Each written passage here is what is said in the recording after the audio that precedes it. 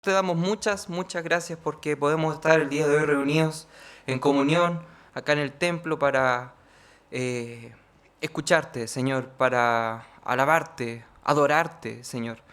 Gracias porque pones en nuestro corazón este deseo, este anhelo de poder compartir todos juntos, de estar ante tu presencia y aprender de tu palabra, Señor. Acompaña a los que no están el día de hoy, a los que vienen a camino.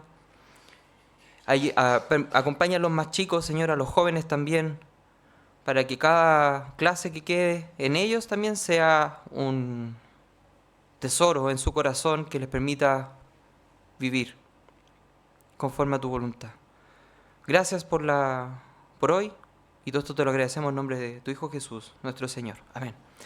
Ya pequeños y jóvenes a sus clases. Todo el resto los invito a cerrar sus Biblias y poner los teléfonos en negro. ¿Bien? Ya pues. Hágame caso, hermano. Ya pues. Vamos a comenzar. Entonces, el día de hoy tenemos harto que ver. Así que vamos a aprovechar el tiempo y vamos a ir directamente al recuento. Entonces, a ver. A ver. Ahí sí. ¿Qué vimos la clase pasada? Parece que fue el Nacho. Ya no importa. ¿Qué vimos la clase pasada? Lucas. No, ¿qué vimos la clase pasada? Vamos, puntuales. Rápido. Bien, gracias. Camino de Emaús. ¿Y la anterior? La resurrección. Muy bien. Y el día de hoy vamos a ver esta parte. Y me gustó esta foto por algo en particular. No sé si lo logran apreciar desde ahí. Yo creo que sí. ¿Qué hay de distintivo en la foto? Ya, Jesús está recibiendo una comida. Perfecto. Y se ve glorificado. No sé si lo logran apreciar. Está con un contorno, ¿sí? Ya, y es precisamente eso una de las dos cosas que vamos a abordar el día de hoy. Y la clase, y esta clase particularmente, se llama La glorificación de Jesús el Salvador. Y vamos a leer y vamos a estudiar Lucas 36 al 53. Y con esto, queridos hermanos, estaremos dando término al libro de Lucas. Si Dios lo permite. Porque si nos tenemos que alargar una semana más, amén, Señor. ¿Cierto? Eso. Comencemos entonces. Todavía estamos en la semana de la pasión. Ojo con esto. Porque uno regularmente tiende a pensar que ya como que Jesús resucitó y ya pasamos al lunes, pues inmediatamente, y resulta que durante el día domingo pasan muchas cosas. Y tal como lo vimos en el comienzo, la clase anterior que fue cuando iban los discípulos ya desanimados camino de Emaús, se les aparece Jesús, ¿cierto? ¿Cierto? Bien. Entonces, esto ocurre el día domingo. Ocurre el día domingo en la tarde. O a mediodía, si le podemos poner algún horario. Entonces, como dice ahí, vamos a recordar y retroceder un poquito. Si vamos y leemos, por ejemplo, en Lucas 24 del 1 al 12, que es la resurrección. Miren. El punto es que, ¿por qué pongo este mono? Y ahora lo vamos a ver. En Lucas del 1 al 12 ocurre una situación que es cuando Jesús resucita. Lo vamos a leer mejor. Rápidamente.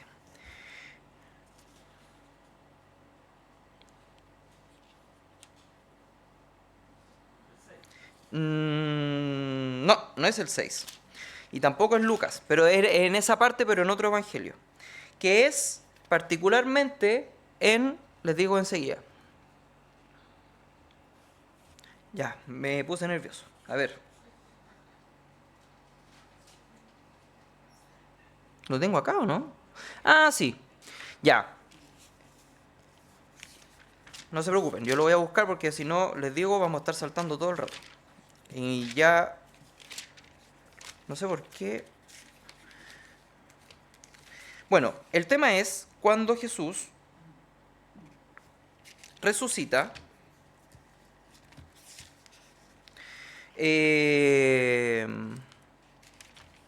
pasa lo siguiente, que es lo que quiero recordar, digamos.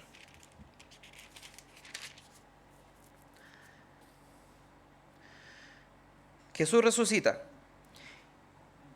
En Juan 20:14 dice,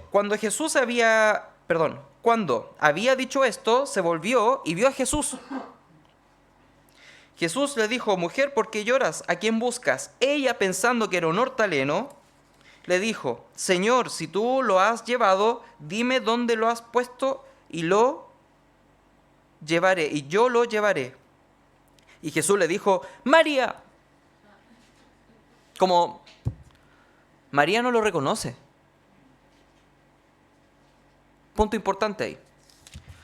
Y resulta que cuando este mismo hecho ocurre, volvamos a Lucas, del 13 al 35, cuando van con los discípulos camino a Emaús, ellos van caminando muy tristes, ¿cierto? Y alguien se les acerca. ¿Lo reconocen?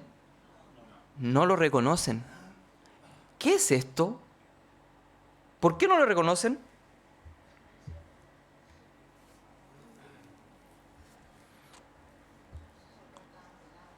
¿Cómo? Sus ojos estaban velados. Pero es que aquí hay un hecho puntual. Jesús resucitó con un cuerpo glorificado. Ellos no la logran apreciar, sus ojos estaban velados, pero el cuerpo de Jesús ya no era el mismo de antes. Cuando Jesús va con lo del camino de Emaús, si tuviera de alguna forma el mismo cuerpo, la misma cara, todo, normal, digamos, probablemente lo hubiesen reconocido enseguida. Sus ojos estaban velados, estaban con tristeza, etc. Pero resulta que no lo reconocen, su cuerpo estaba glorificado. ¿Y por qué yo estoy mencionando esto? Porque hay situaciones que son extraordinarias, que son situaciones que para nosotros, humanos, son imposibles. Una de esas, además de este cuerpo glorificado de la resurrección, es que Jesús está en un momento en Emaús, fuera de Jerusalén, llega a Emaús, ¿cierto? Y resulta que come con ellos, parte el pan, ellos se dan cuenta. Además, en el pasaje cuando empieza a hablar Jesús, dice lo siguiente.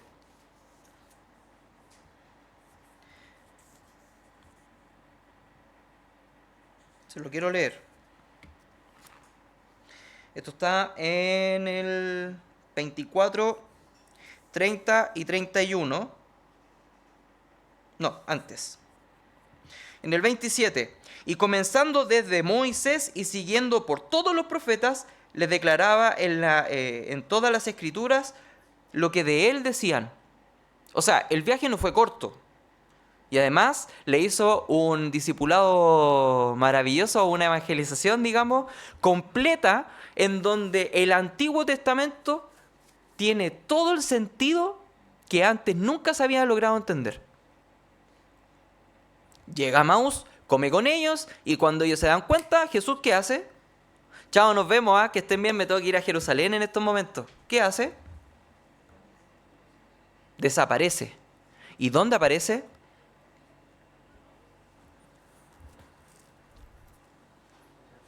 En Jerusalén. Así, ¡tum! De un lado a otro. Hola, bienvenida, adelante.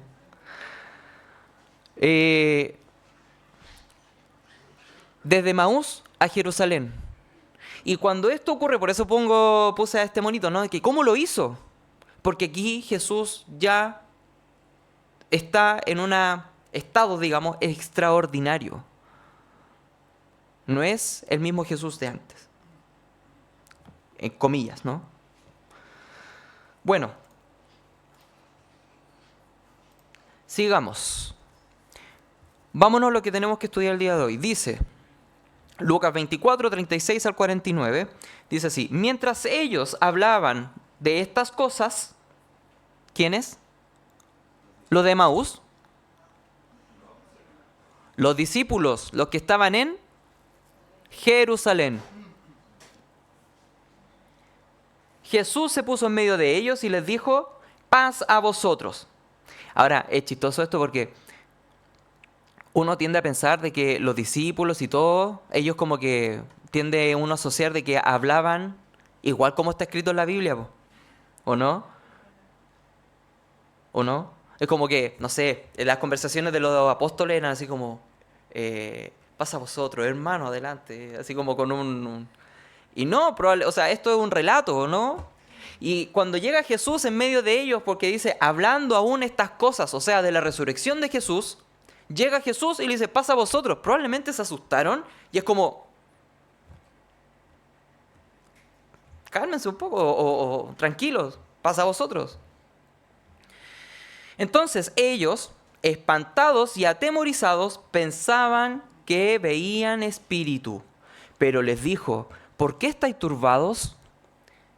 ¿Y vienen a vuestro corazón estos pensamientos?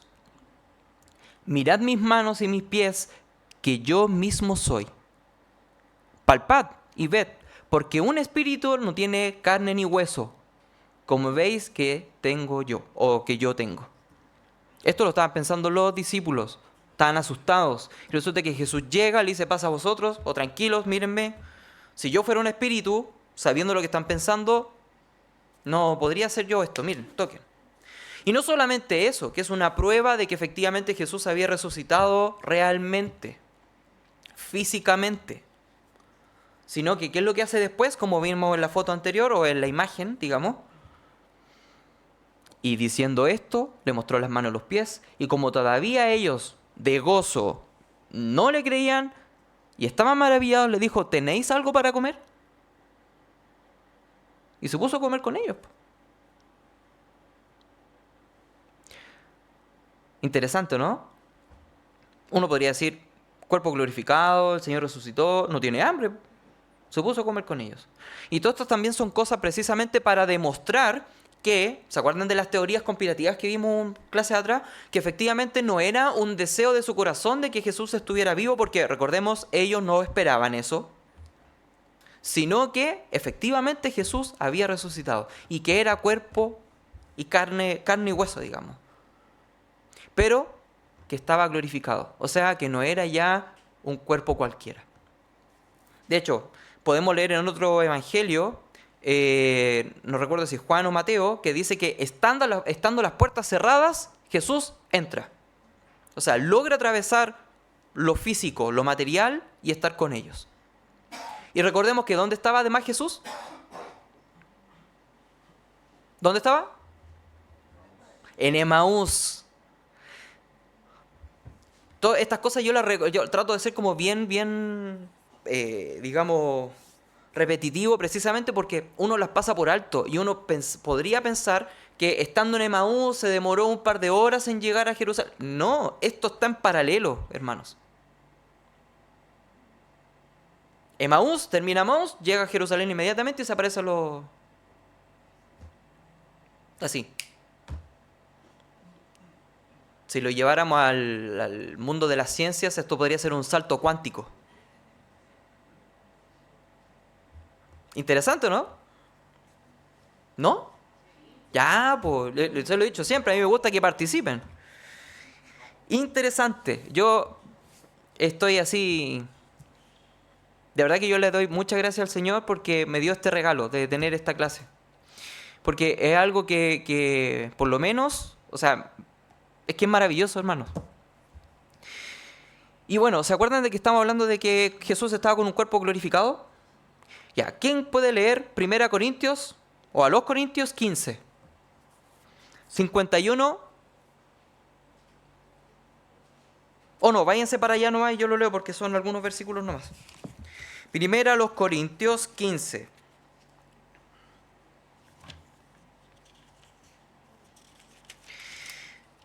Entre los versículos 51 al 58.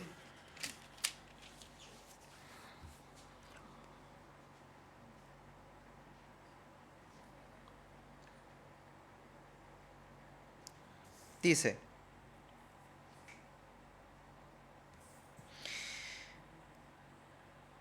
53. Porque es necesario que esto, el cuerpo corruptible, se vista de incorrupción, y esto mortal se vista de inmortalidad. Y cuando esto corruptible se haya vestido de incorrupción, y esto mortal se haya vestido de inmortalidad, entonces se cumplirá la palabra escrita: soberbia es la muerte en victoria. Perdón, sorbida es la muerte en victoria. ¿Qué quiere decir eso? Lo que quiere decir es que, queridos hermanos, nosotros también vamos a tener un cuerpo glorificado. O sea que vamos a poder hacer saltos cuánticos. Uno se queda con esas cosas, ¿no? Pero no, hermanos, vamos a tener un cuerpo glorificado, al igual que Jesús. ¿Amén? Bonito, ¿no? Expectante. O sea, yo de verdad que es hermoso, ¿no? Yo todavía me cuesta creerlo, de verdad. O sea, lo creo, me refiero, pero es que es como increíble, ¿no? Es como, porque, no sé, voy a poder hacer esto y atravesar el computador. No. Bien. ¿Vamos bien hasta el momento, no? Ya. Sigamos con la lectura. Recordemos que ya había comido, ¿no? Estaba con ellos comiendo. 44, y dijo: estas son las palabras que os hablé. Jesús le dice a los discípulos, estando aún con vosotros, antes de la muerte, ¿cierto? Que era necesario que se cumpliese todo lo que está escrito de mí en la ley de Moisés, en los profetas y en los salmos. Y aquí me quiero detener un poquito. Perdón, 45. Entonces les abrió el entendimiento para que comprendiesen las escrituras. Esas dos cosas quiero tomar ahora. En la ley de Moisés, en los profetas y en los salmos. ¿Qué nos puede dar a entender eso? Esos tres grandes como categorías o grupos. Ya, que la Biblia es cristocéntrica. Pero aquí dice Jesús que se cumpliese todo lo que está escrito de mí en la ley de Moisés, en los profetas y en los salmos. El Antiguo Testamento. ¿Y esto mismo no se lo dice cuando iban camino a Emaús a los otros dos discípulos también? Y después dice, entonces les abrió el entendimiento para que comprendiesen la Escritura. Y ahí tomó lo que dice Andrés. La Escritura completa es de Jesús. Todo el Antiguo Testamento es para Jesús y por Jesús. ¡Wow! Es que yo también quedé, porque no son... O sea, imagínense que Jesús les abre el entendimiento y le empieza a explicar. Y es como todo lo que uno nunca entendió, llega un momento que como todo ahora tiene sentido. Y les abrió el entendimiento. ¿Y por qué no les abrió el entendimiento antes, cuando estaba con ellos en vida, comillas, antes de su muerte en la cruz? Ya vamos a ir para allá. 46. Y les dijo, así está escrito, y así es necesario que el Cristo padeciese y resucitase de los muertos al tercer día, y que se predicase en su nombre el arrepentimiento y el perdón de pecados en todas las naciones, comenzando desde Jerusalén. Y vosotros sois testigos de estas cosas. He aquí yo enviaré la promesa de mi Padre sobre vosotros.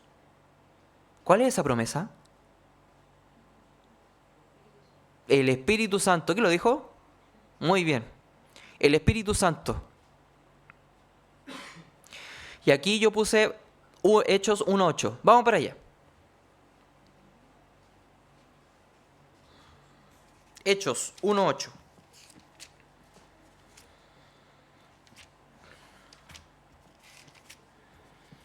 ¿Llegaron? Perfecto. Dice, Hechos 1:8, pero recibiréis poder cuando haya venido sobre vosotros el Espíritu Santo, y me seréis testigos en Jerusalén, en toda Judea, en Samaria y hasta lo último de la tierra. ¿Y por qué quise poner esa, digamos, o destacar Jerusalén? Ya vamos a ir para allá. Estábamos leyendo en Hechos, ¿no? O sea, en Lucas, que decía, He aquí yo enviaré la promesa de mi Padre sobre vosotros, pero quedaos vosotros en la ciudad de Jerusalén hasta que seáis vestidos con el poder de lo alto. Cambiemos esa frase. Hasta que seáis o hasta que recibáis la promesa de mi Padre. Es lo mismo. Se refiere a lo mismo. ¿Cómo vamos hasta ahí? ¿Bien? ¿Alguna duda, consulta?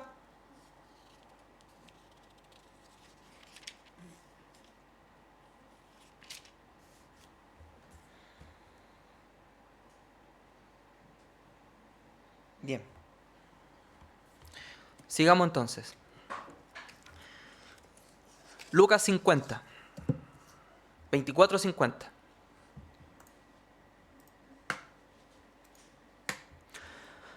Los sacó afuera hasta Betania y alzando sus manos los bendijo. Y aconteció que bendiciéndolos se separó de ellos y fue llevado arriba al cielo. Ellos, después de haberle adorado, volvieron a Jerusalén con gran gozo y estaban siempre en el templo alabando y bendiciendo a Dios. Amén. Ya, terminamos la clase.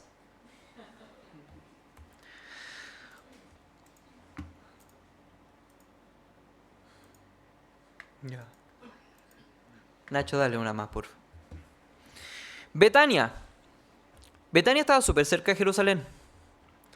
Betania estaba, dice que estaba a un día de reposo desde Jerusalén. Probablemente haya menos personas, cosas por el estilo, o sea, no sea el mismo tramo que caminar, o no es mucho, digamos. Y estaba afuera de Jerusalén, muy cerca, de hecho, el Monte de los Olivos. Está el Monte de los Olivos, pasado el Monte de los Olivos. Lo lleva para allá. Betania también es un lugar bien importante para Jesús. De hecho, allá recordemos, ¿quiénes vivían en Betania? Lázaro, Marta y... Sí, que eran muy queridos por Jesús, ¿cierto? Entonces, en Betania es donde Jesús le da la gran comisión. Y yo quiero hacer una fe de ratas aquí. 2 clases atrás en la resurrección dije que Jesús había dicho que la gran comisión la había dado en Galilea. No, fue un error. Sino que es en Betania, ya afuera de Jerusalén. Entonces, habiendo aclarado esto... ¿No quiere? Nacho, dale tú, porfa.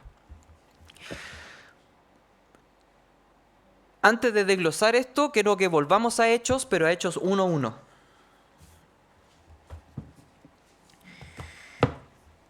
Y aquí con el permiso del pastor, me voy a adelantar un poquito. Y vamos a leer Hechos 1:1. Y algo más. Y dice así. En el primer tratado, hablé de todas las cosas que Jesús comenzó a hacer y a enseñar. Esto lo escribe Lucas a Teófilo. Hasta el día que fue recibido arriba, después de haber dado mandamientos por el Espíritu Santo, el Espíritu Santo a los apóstoles que había escogido, a quienes también, después de haber padecido, se presentó vivo, con muchas pruebas indubitables, apareciéndoseles durante 40 días y hablándoles acerca del reino de Dios.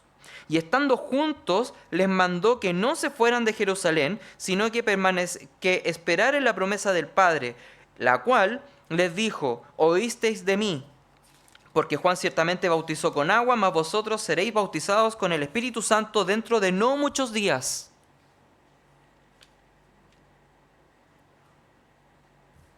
Esto está entre medio de lo que está ahí.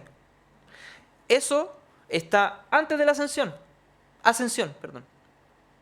Jesús les dice estas cosas. Permanezcan en Jerusalén, tienen que esperar, no se pueden ir, va a llegar la promesa del Espíritu Santo.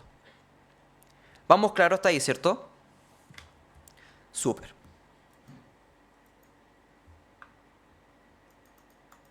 No quiere. Ya, Nacho, sigue tú nomás con eso, por favor. Ya, y ahí me quedó bonito el dibujo, ¿eh?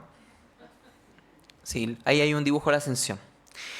Entonces, hay un par de cosas aquí que son relevantes y que me quiero detener. Insisto, me estoy adelantando un poquito en las clases de los próximos domingos, pero ¿se acuerdan que habíamos leído momentos atrás en Lucas, puntualmente en el 49, que dice: He aquí, yo enviaré la promesa de mi Padre sobre vosotros, pero quedaos vosotros en la ciudad de Jerusalén hasta que seáis vestidos de poder desde lo alto?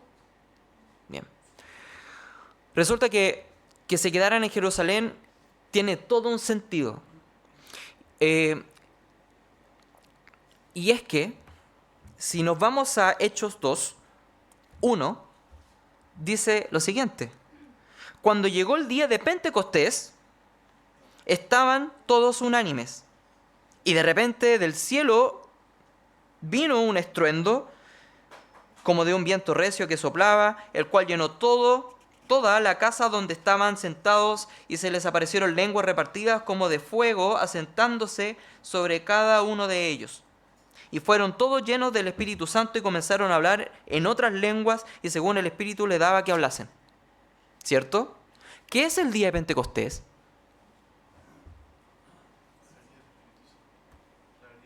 La venida del Espíritu Santo. Eso ocurre en Pentecostés. ¿Qué es Pentecostés?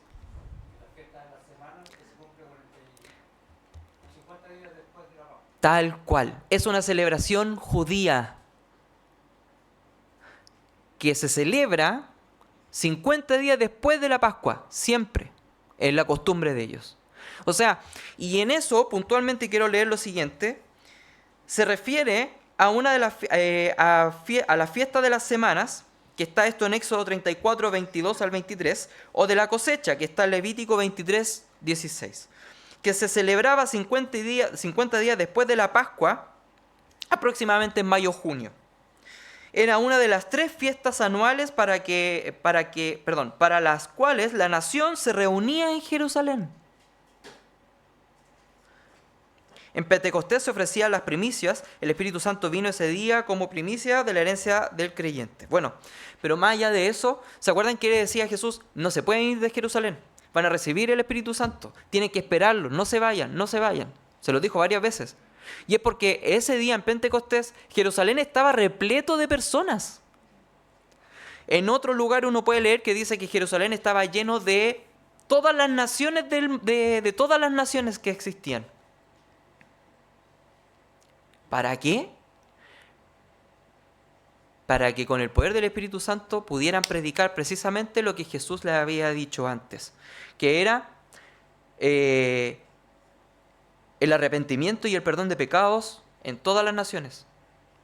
Y como dice el 47, eso mismo, comenzando en Jerusalén. ¿Y se acuerdan que cuando leímos anteriormente que en Hechos 1, que dice en el 8... pero recibís poder cuando haya venido sobre vosotros el Espíritu Santo, y me seréis testigos en Jerusalén, y parte nombrándolo inmediatamente, en toda Judea, en Samaria, en lo último? O sea, todo tiene un sentido, hermanos. Todo lo que hizo Jesús no fue al azar. Todo lo que hizo Jesús tenía ese sentido. ¿Por qué no les mandó el Espíritu Santo antes? ¿Por qué esperó el día de Pentecostés? Yo por lo menos asociaba el día de Pentecostés precisamente como dijo Alejandro, de cuando bajó el Espíritu Santo, y no, tiene todo un sentido. Es increíble, ¿no? ¿Cierto? Sí. Gracias. Pastor. Además que esa fiesta lo que celebraba eran los frutos. Además. Y eso justamente lo estamos hablando. Claro. Como dice el pastor, en esa fiesta se celebran los frutos. Entonces, ¿y qué es lo que estaba pasando ahí, O sea, el Espíritu Santo. Las primicias, como lo leímos también, para aquellos que eran realmente los hijos de Dios, los discípulos. Bonito, ¿no? Hermoso, ¿cierto? Bien. Lo que quiero que veamos ahora, ya que todavía nos quedan más o menos unos 10 minutos, es que yo les tengo un par de preguntas a ustedes. Y que durante la semana, mientras estudiaba todo esto, el Señor... teníamos un debate. Como que conversaba con esto precisamente con el Señor, porque no se me venían a la cabeza, digamos. La primera, son 6 preguntas. Las voy a plantear primero y las vamos a ir, dale hermano Nacho, y las vamos a ir desarrollando. ¿Cómo fue concebida la Biblia? ¿Por qué son 66 libros? ¿Cuántos libros tiene el Antiguo Testamento y cuántos tiene el Nuevo Testamento? ¿Y cuántos autores tiene la Biblia? ¿Cuántos son los procesos de verificación? ¿Cuáles son los procesos de verificación que se utilizan para saber si la Biblia es verdadera? ¿Cuáles son los libros apócrifos? ¿Conocen alguno? ¿Han leído alguno?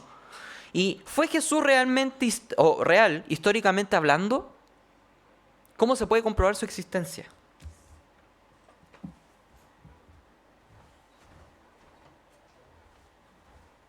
¿Se ha hecho usted alguna vez una de estas preguntas? Dale nomás, Nacho, a la siguiente. Vamos a abordar la 1 y la 2 al tiro. ¿Cómo fue concebida la Biblia? Por obra divina de Dios. O sea, no tiene otra explicación, ¿cierto? Y ya les voy a mostrar un par de cosas. Por tradición también. Consideremos que los judíos, obviamente, Dios les da, ¿cierto? Pero cómo esto se va posteriorizando en el tiempo a través de la repetición oral, ¿cierto? Que después fue llevado a lo escrito. Y el uso verificado por el pueblo de Israel, es decir, porque se repetía, se usaba, ¿cierto? Y sabían que venía de Dios. En este caso, por ejemplo, cuando Moisés hace la escritura, ¿cierto? Etcétera, etcétera. Y también por los integrantes ya en el Nuevo Testamento, los integrantes de la iglesia primitiva. Es decir, las cartas, por ejemplo, tenían tal repercusión que obviamente la iban copiando. 2. ¿Cómo? Y rotando. 2. ¿Por qué son 66? ¿Cuántos libros tiene el Antiguo y el Nuevo? ¿Y cuántos autores? Y como dice ahí, 39 en el Antiguo Testamento, 27 en el Nuevo.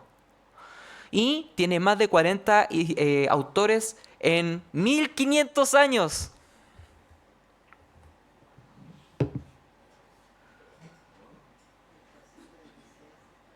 ¿Cómo?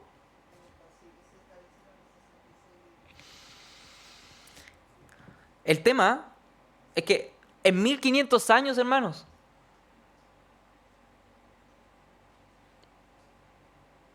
¿cuánto? Estamos en el 2024. O sea, son como 2/3 que ha pasado de año, como en paralelo, en donde se han escrito estos 66 libros, ¿cierto? Y que todos concuerdan. Siguiente, Nacho.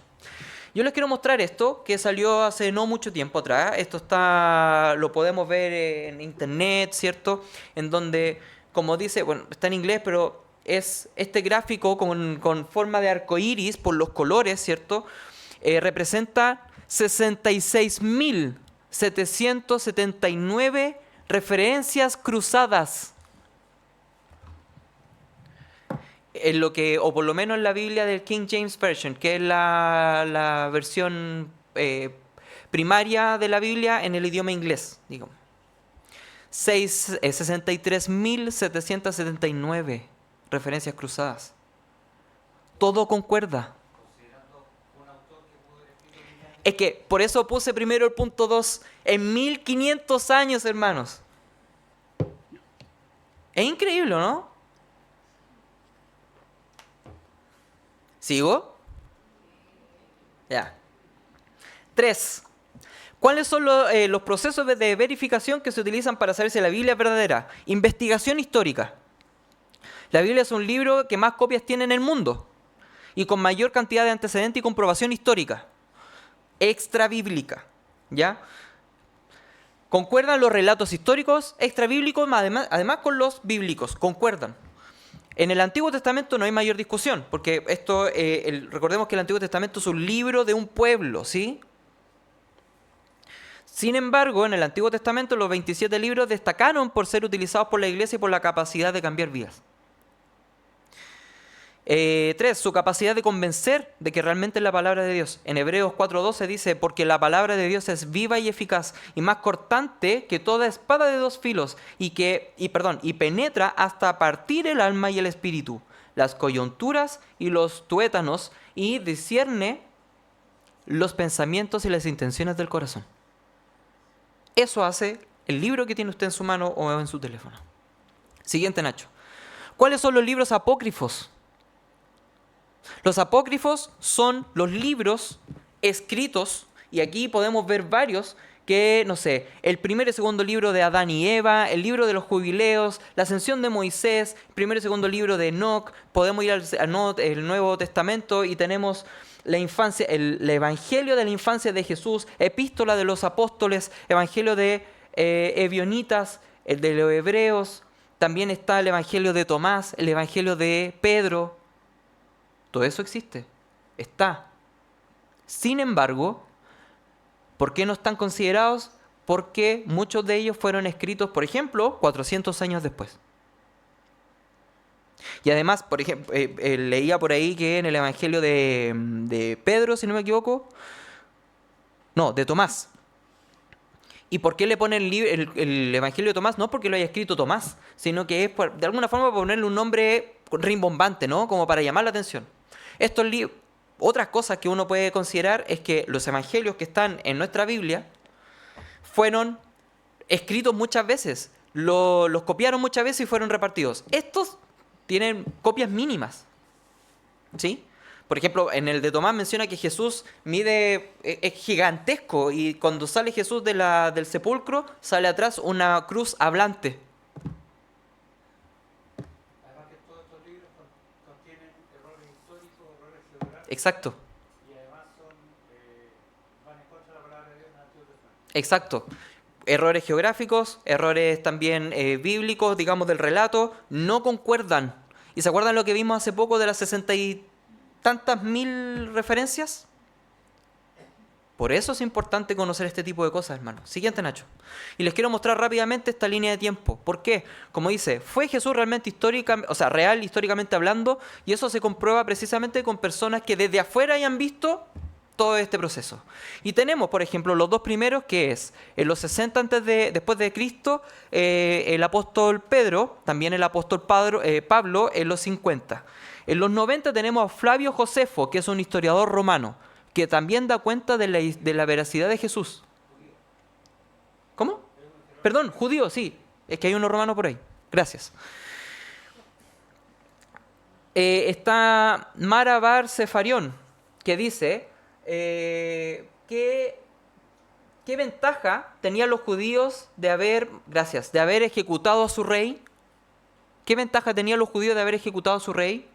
Ninguna. Y estos son personas que son fuera digamos, del pueblo de Israel.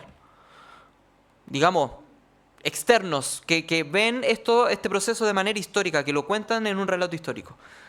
Siguiente, Nacho. Tenemos 90, el Clemente de Roma dice, permítenos temer de Jesucristo, cuya sangre fue dada por nosotros. Ignacio de Antioquía dice, él fue realmente crucificado y realmente murió. Él fue también, y también él verdaderamente resucitó de entre los muertos. Sigamos. Esto ya en el año 100. En el 110, Cornelius Tacitus dice, Cristo sufrió una penalidad extrema. Y digamos, en las manos de uno de nuestros persecutores, que fue Poncio Pilatos. Y también tenemos a Luciano de Samosata, que es uno de los más grandes historiadores romanos. En el 170 después de Cristo, los cristianos que tú conoces adoran a ese hombre hasta este día, quien fue crucificado. Relatos históricos que dan cuenta de que realmente Jesús existió. Sin embargo, después de 450 años, en el Corán dicen, pero ellos ni mataron ni lo crucificaron. Solo fue hecho que pareciera ser que lo hubiesen matado y crucificado. ¿Cuántos años después? 450. ¿Qué le había dicho también de los otros evangelios o libros apócrifos que fueron escritos? Por lo menos posteriormente, yo les di 400 en un caso, pero fueron posteriores. Entonces, esto precisamente declara y muestra que las cosas escritas posteriores chocan con lo que podemos ver a través de la historia. Y finalmente, hermanos, esto solo lo puse ahí para que no olvidarlo. Estos son supuestamente cómo murieron los 12 apóstoles. En la Biblia aparecen cómo murieron solo 2. El resto uno lo puede leer a través de la cultura, el folclore o lo que uno puede leer en la parte histórica. Pero más allá de cómo podemos leer esto, insisto, en la Biblia solo aparecen dos. ¿Quién moriría por una mentira? ¿Quién aceptaría, por ejemplo, ser crucificado por una mentira? Que fuera recibir latigazos, que su cuerpo fuera desmembrado por una mentira. ¿Usted lo haría? Siguiente, Nacho. Quiero que cerremos con estas 3 cositas muy cortas y ya con esto terminamos. En Efesios 1, del 3 al 10, dice lo siguiente. Bendito sea el Dios y Padre de nuestro Señor Jesucristo, que nos bendijo con toda bendición espiritual en los lugares celestiales en Cristo, según nos escogió Él antes de la fundación del mundo para que fuésemos santos y sin manchas delante de Él, en amor, habiéndonos predestinado para ser adoptados hijos suyos por medio de Jesucristo, según el puro afecto de su voluntad, para alabanza de la gloria de su gracia, con la cual nos hizo aceptos en el amado, en quien tenemos redención por su sangre, el perdón de pecados, según la riqueza de su gracia, que nos hizo sobreabundar para con nosotros en toda sabiduría e inteligencia, dándonos a conocer el misterio de su voluntad según su beneplácito, el cual se había propuesto en sí mismo de reunir todas las cosas en Cristo para la dispensación del cumplimiento de los tiempos, y así las que están en los cielos como las que están en la tierra. Hermanos, ahí, en esto, estamos cada uno de nosotros. En Hechos 1:11 dice, este mismo Jesús que ha sido tomado de vosotros al cielo, así vendrá como la habéis visto venir al cielo. La has visto ir al cielo.